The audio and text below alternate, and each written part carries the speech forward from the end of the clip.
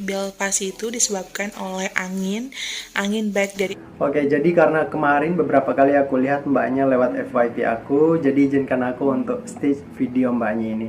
Oke, jadi kondisi yang mbaknya rasakan ini adalah kondisi Bell's palsy. Jadi mbaknya pun udah sedikit menjelaskan. Sebelumnya kenalan dulu, aku Sam, salah satu fisioterapis di rumah sakit. Jadi Bell's palsy itu apa sih? Nah, Bell's palsy itu adalah gejala kelumpuhan pada wajah disebabkan karena adanya infeksi atau peradangan pada saraf facialis atau saraf tujuh kita sebutnya.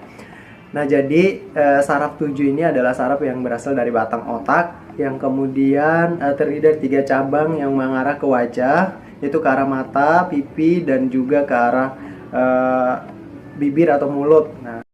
Nah, untuk penyebabnya sendiri yaitu bisa disebabkan karena adanya infeksi virus atau mungkin penyebab lain seperti kondisi cuaca di suhu yang dingin atau misal paparan AC langsung atau juga kipas angin itu bisa menyebabkan terjadinya Bell's palsy ini, namun belum diketahui secara ilmiahnya kolerasinya seperti apa sehingga bisa terjadi infeksi atau peradangan pada saraf ini sendiri.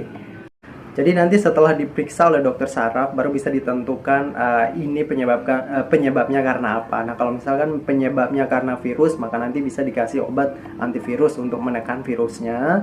Kemudian bisa juga dikasih obat anti radang kalau misalnya ini terjadi hanya peradangan saja. Atau mungkin dengan indikasi atau obat yang ditentukan oleh dokternya. Dan di sini saya sebagai fisioterapis ingin menjelaskan bagaimana sih program fisioterapinya atau program yang bisa dilakukan di rumah untuk teman-teman yang mungkin sedang mengalami Bell's palsy ini.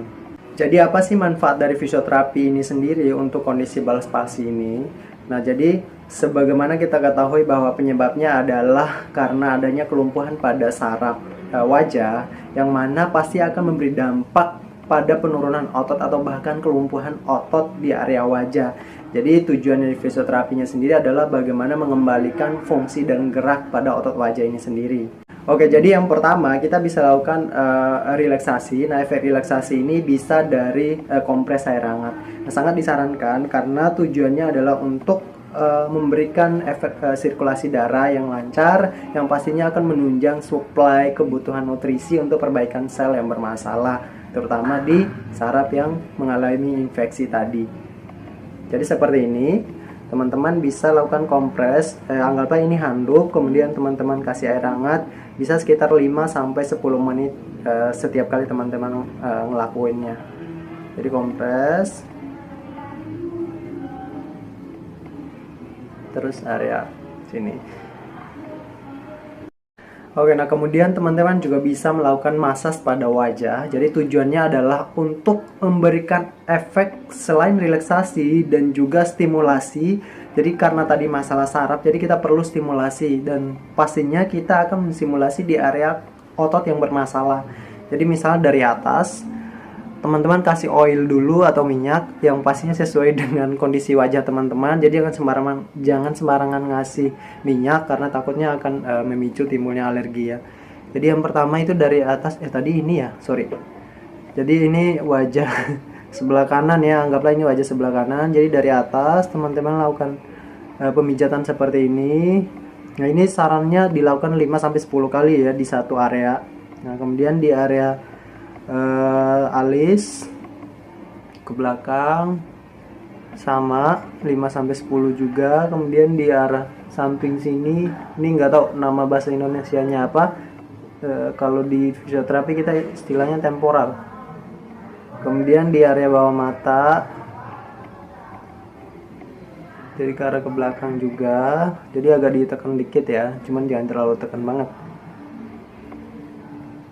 Nah, sama terus di garis yang kedua, jadi tadi di bawah mata, terus ini garis yang kedua, tangan gua sampai keriting. Terus di garis yang ketiga yang bawah, jadi di pipi ada 3 garis ya. Oke, kemudian di bawah ini nih, di bawah apa namanya, bibir atas deh, bukan di bawah. Ini kameranya ngeblur terus dah. Oke, kemudian yang paling bawah. Oke.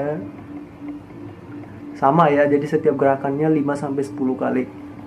Terus yang paling bawah di sini sampai ke arah belakang telinga. Cuma ini kurang lembut ya caranya ya, karena aku nggak terlalu lentik tangannya, jadi teman sesuaikan aja dengan kondisi kelentikan tangan teman-teman. Oke, jadi seperti itu ya. Oke, jadi ini adalah sesi latihan yang bisa teman-teman lakukan di depan cermin ya. Pertama kita mulai dari alis. Jadi angkat alis teman-teman yang lemah tadi, bantu pakai jari kita. Ini lakukan selama 10 kali ya, ke atas.